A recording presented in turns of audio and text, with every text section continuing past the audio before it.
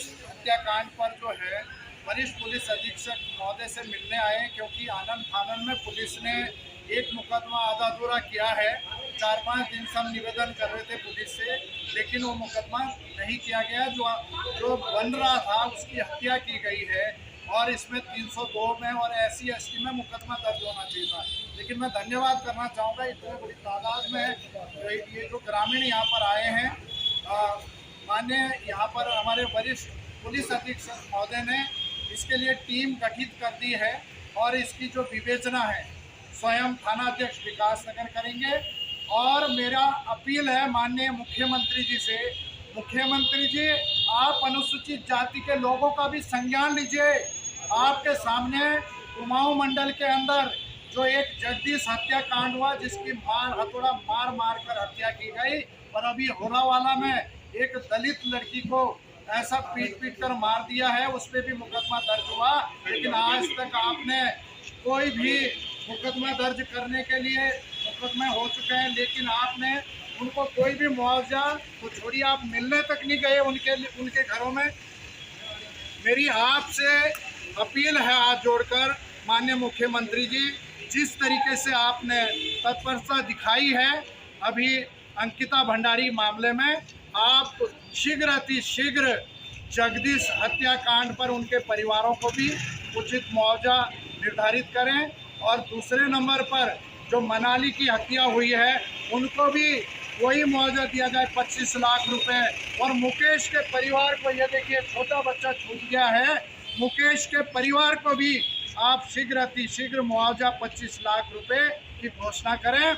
और दोषियों को जिस तरीके से आपने फास्ट ट्रैक मामला चलवा दिया सरकार की तरफ से, इन तीनों प्रकरण पे, चाहे वो जगदीश चंद हो, चाहे वो मनाली हो, चाहे मुकेश हो, इनको फांसी की सजा की भी आप मांग करेंगे। मुझे पूर्ण विश्वास है माननीय मुख्यमंत्री जी आपसे कि आप इस परिवार को इंसाफ देंगे। बहुत बहुत धन्यवाद, बहुत बहुत। हेलो एवरीवन, अभी जो आपने वीडियो देखा है ये हमारे जो समाज सेवी है दौलत कुंवर जी, हमारे बड़े भाई साहब, ये उन्हीं का वीडियो है और ये आज दिन का ही है। हम लोग एक ज्ञापन लेकर के गए थे कप्तान साहब के पास, ये वहाँ का वीडियो है। आप लोगों ने सुन ही लिया होगा कि वो वीडियो में क्या कह रहे हैं, और उसी प्रकरण में मैं अपने विचारों को रखने के लिए आई हूँ। 19 तारीख को एक व्यक्ति की कॉल आती है, मुकेश नाम के व्यक्ति के पिता को, कि आपका बेटा यहाँ पर रोड के किनारे पे अपने स्कूटर के साथ घायल अवस्था में है, उसको काफ़ी गंभीर चोटें लगी हुई है। और 15 मिनट बाद वो व्यक्ति फिर कॉल करता है कि वो यहाँ से चला गया और स्कूटर को यहाँ छोड़ दिया है। उनके पिताजी क्योंकि बुजुर्ग हैं और वो उस वक्त 9:45 बजे करीब की बात थी, वो बाहर नहीं जा सकते थे, तो उनके पिताजी को लगा कि जहाँ पर वो काम करता है हो सकता है उसके आसपास ही हो। उन्होंने उस व्यक्ति से काफ़ी चीज़ें पूछने की भी कोशिश की, लेकिन जानकारी उन्हें प्राप्त नहीं हो पाई। परंतु सुबह पता चलता है कि जहाँ पे उनका स्कूटर था वहाँ से बिल्कुल अलग जगह पे एक स्कूल पड़ता है, स्कूल के बाउंड्री के अंदर मुकेश सुबह घायल अवस्था में मिला।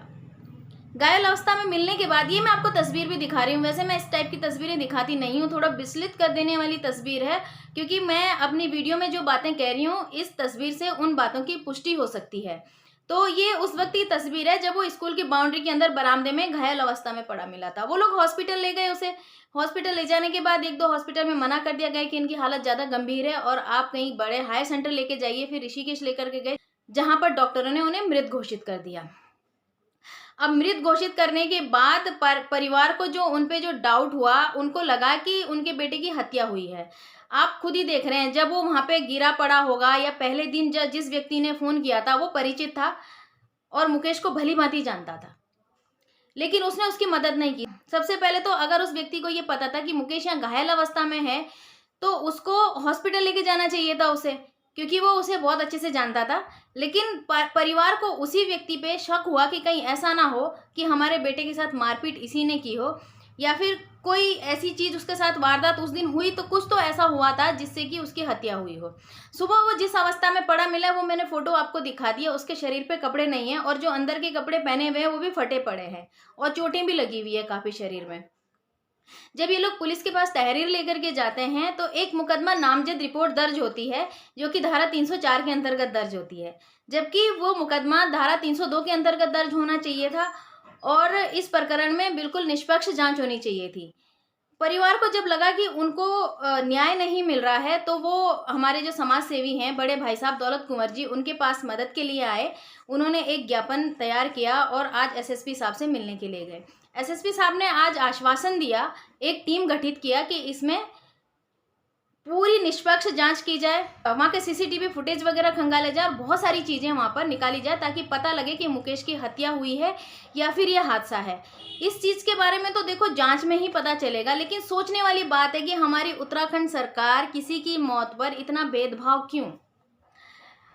हम भी अंकिता की मौत को लेकर के बहुत ज़्यादा आहत हैं और एज अ फीमेल मुझे भी फील होता है कि लड़कियां कहीं ना कहीं सुरक्षित नहीं हैं, लेकिन उसमें कुछ कमियां हमारी भी होती है कि हम कुछ ऐसे लोगों पे भरोसा कर लेते हैं जिन पर नहीं करना चाहिए और हम लोग मारे जाते हैं। सरकार ने अंकिता के परिवार को 25 लाख का मुआवजा देने के लिए घोषणा की हुई है। अभी तक मिला या नहीं इसकी मेरे पास कोई पुष्टि नहीं है, लेकिन ये सभी जानते हैं। अगर अंकिता के परिवार को 25 लाख का मुआवजा मिल सकता है तो बहुत सारी अंकिताएं मरी होंगी हमारे उत्तराखंड में और बहुत सारे लोगों के साथ इस तरीके की वारदात हुई होगी, तो फिर वहां पर क्यों नहीं? क्योंकि ये केस किसी नेता से या किसी जनप्रतिनिधि से, इस तरीके के व्यक्ति से जुड़ा हुआ था, इस वजह से मुआवजा दिया जा रहा है या फिर मामले को रफा दफा करने वाली बात की जा रही है, ये मैं नहीं जानती। मेरे हिसाब से जान है तो जहान है, हर व्यक्ति का जीवन कीमती होता है, सबकी वैल्यू बराबर है और ऐसा करने से कि एक को आप मुआवजा दे रहे हैं और दूसरे केसों पर बिल्कुल भी आप ध्यान नहीं देते हैं, इन चीज़ों से बड़ा दुख होता है, बड़ी तकलीफ होती है। और कहीं ना कहीं जो चीज़ें अभी इन्होंने भाई साहब ने कही वीडियो में कि एसटी एससी के मामले में क्यों नहीं आते हैं आप आगे और क्यों इतना भेदभाव दिखता है कि बाकी लोगों को नहीं पूछा जाता।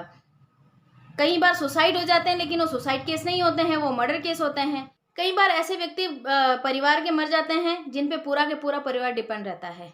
चलिए आपने मुआवजा दिया, बहुत अच्छा किया, लेकिन भेदभाव क्यों? एक व्यक्ति का वैल्यू आपकी नज़र में इतना था और दूसरे का 0। अंकिता के केस में कितने लोग सड़कों पर उतर आए, तभी शायद उसको न्याय मिल पाया है और अभी भी न्याय बाकी है, आगे भी मिलेगा, लेकिन बाकियों में क्यों नहीं? अभी कल परसों ही मैंने वीडियो बनाया था, इंद्रेश हॉस्पिटल में डॉक्टरों की लापरवाही की वजह से एक महिला की मृत्यु हो जाती है। क्या उस महिला के जीवन की कोई वैल्यू नहीं थी? वहाँ पर ना हमारे सरकार के कोई बड़े अधिकारी आए हैं, ना किसी ने मुआवजे की बात करी है, ना किसी ने उनकी मदद करने की बात की है, तो कहाँ जाएं फिर? क्या हमें हमारे ही उत्तराखंड में, हमारे ही राज्य में हम लोगों को भेदभाव झेलना पड़ेगा? इस बारे में कौन बात करेगा? खैर, मुझे लगता है कि शायद काफ़ी लोगों को मेरी बात से प्रॉब्लम हो सकती है, पर उस बात से मुझे कोई प्रॉब्लम नहीं है। मैं चाहती हूँ कि हर व्यक्ति को अपने लिए आवाज़ उठानी चाहिए। हमें उस मुआवजे की आवश्यकता नहीं है, हमें सिर्फ ये चीज़ दिख रही है कि यहाँ भेदभाव हो रहा है, बस हमें इतनी बात पता है। पर हम ये चाहते हैं कि अगर इस तरीके की कोई भी घटना घटती है, अगर आप एक को मुआवजा दे सकते हैं तो दूसरा परिवार भी उस मुआवजे का हकदार है। आज के लिए सिर्फ इतना ही। मैं फिर आऊँगी किसी और टॉपिक पे बात करने के लिए। Thank you so much.